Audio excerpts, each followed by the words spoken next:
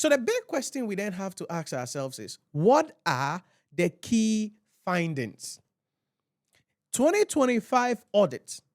This was the first time this new administration's work is being looked into by the Auditor General, because this new administration took office on the 7th, right, of January 2025. And so this was the first time their work was being reviewed by the Auditor General. And so people were like, okay, we wait and see. We wait and see. What is in the Auditor General's report? A number of things that we must understand in the Auditor General's report that we want to highlight quickly. On the overall, the Auditor General made an assertion that about 5.26 billion Ghana cedis were involved in irregularities. So when it comes to the irregularities in the financial statement of ministries, departments, and agencies, 5.26 billion. Now, you want to be careful because the auditor said that this represents about 256% margin of systemic failure in a single year. Because, almost 5.3 billion Ghana cedis. That is what is happening. Now, what is really driving this? This unprecedented jump is almost entirely driven by the collapse in tax compliance and collection. Stay with me carefully.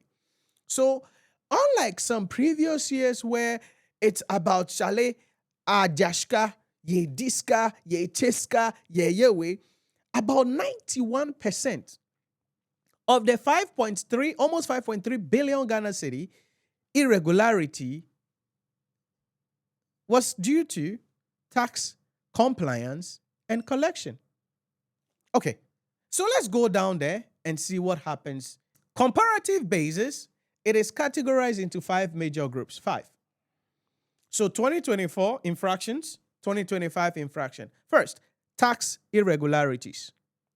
In 2024, the tax irregularities was just about 1.56 billion Ghana cedis. But this ballooned into 2020 into 4.808 billion cedis, or 4.80, billion cedis in 2025. Now, that is the significant increase. Tax irregularities. We're going to get deeper into what that means. But that's the key driving force of the irregularities reported in the Auditor General's report. Tax irregularities. The second thing relates to cash irregularities. We'll come to that as well. That also has increased from about 177 million to 410 million. Payroll irregularities, payment of ghost names, and those things, paying people who are no longer in existence, but they are getting the money into their account for some reason. Payroll irregularities, that came down.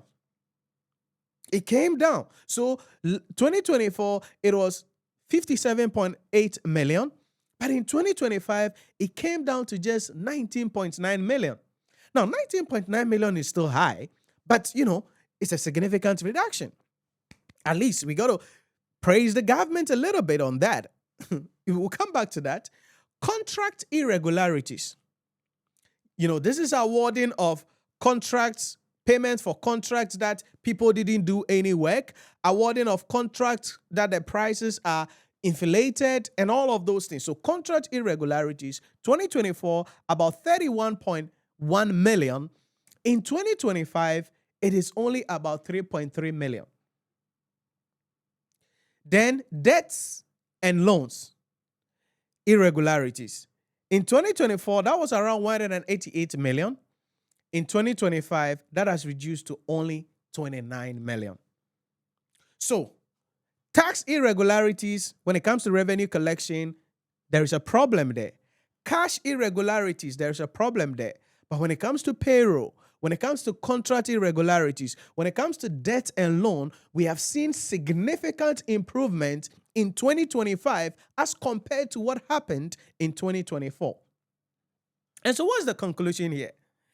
The state tightened internal expenditure controls, but completely lost its grips on external revenue collection.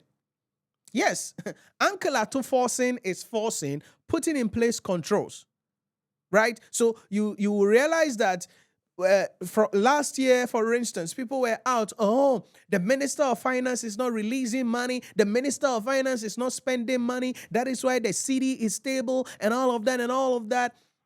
Then I'm paraphrasing this, okay? The Minister of Finance came out to say that, hey, listen, we are not spending because we have to spend, but we are putting in place controls to ensure that we spend on things that we have to spend on. So it's not just that somebody has come and say, I have awarded contract. This is the warrant. Hey, Minister of Finance, pay. Then you start paying. No. So there is high level of financial or fiscal discipline by this administration, at least in the 2025 year. But in as much as Minister of Finance has put and tightened the internal controls on expenditure, they are losing the other aspect of the battle, which is revenue collection, how money comes in. And nothing that we are seeing the tax irregularity going up from 1.58 billion to 4.80 billion from 2024 to 2025. So that is what we need to understand there. Internally, the government is tightening its grips, making sure that we don't spend, or we only spend based on what has been approved, what has been allocated, and what is required. But when it comes to the inflows, the revenues, Uncle Ato is not doing well on that part. And it is his job. So he's not doing well on that part. And so let's break down and find out some of the key things really driving this. So when it comes to the public financial cycle, the consolidated fund on the overall will have three key leakages. All right. The first leakage is the revenue collection failure. The revenue collection failure. So as we said, about 4.8 billion. This is money that never entered the state coffers. Did I say 1.8? Sorry, 4.8 billion. These are monies that never entered the state coffers, driven by GRA oversight, uncollected VAT, and free zone anomalies. That's the first thing. We're going to come back to this in a moment. Just stay with me. The second thing is the expenditure control failure. Yes, in as much as there has been some internal controls put in place to significantly reduce irregularities on the expenditure side, there is still about 460 million Ghana cedi monies that entered but was disbursed without authority, driven by unpresented vouchers, debt pensions on payroll, and unretired interest. So, yeah, we have seen improvement on the expenditure side of things, but bro, 460 million Ghana cedi is still a significant amount of money that could do a lot for the state. Then the third leakage is contractual and asset failure.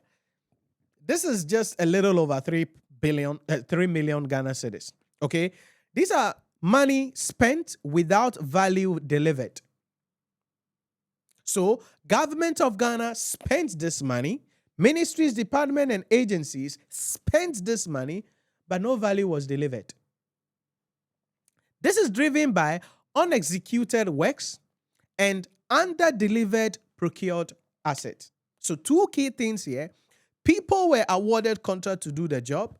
They didn't do the job, but they got the money, or they underperformed. So if you were supposed to maybe send us 50,000 of things, maybe they sent 30,000, but they were still paid for the 50,000. So these are the three key leakages that we can talk about when it comes to the consolidated fund as per the Auditor General's report. The revenue leakage, 4.8 billion. The expenditure control failure, 460 million. And the contractual and asset failure, 3.3 million. So if you learned something from this video, remember to like, follow, subscribe, and share the video so that others can also see this. Most importantly, let me hear from you if there are any questions you have, or if you have any topic that you would want me to cover on the next episode. Leave it in the comment section. I want to read from you.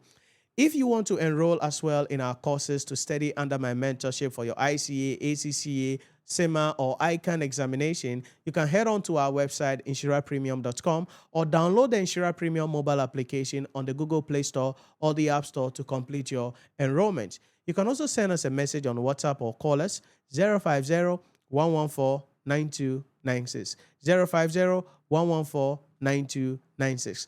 Complete your enrollment today to join our community. Let me hold your hand, provide you with the blueprints that you need with the team here. Let us assist you. This is our mission. This is what we do. This is what we are called for. And we have the resources, the skills, the expertise needed to help you to pass the examination. So visit our website, NhyiraPremium.com, to read more about us. Or better still, download the Nhyira Premium mobile application on the Google Play Store or the Apple App Store. You want to get personal? Hit us with a DM or send us a message on WhatsApp 050-114-9296. Thanks for watching, and I'll see you on the next one.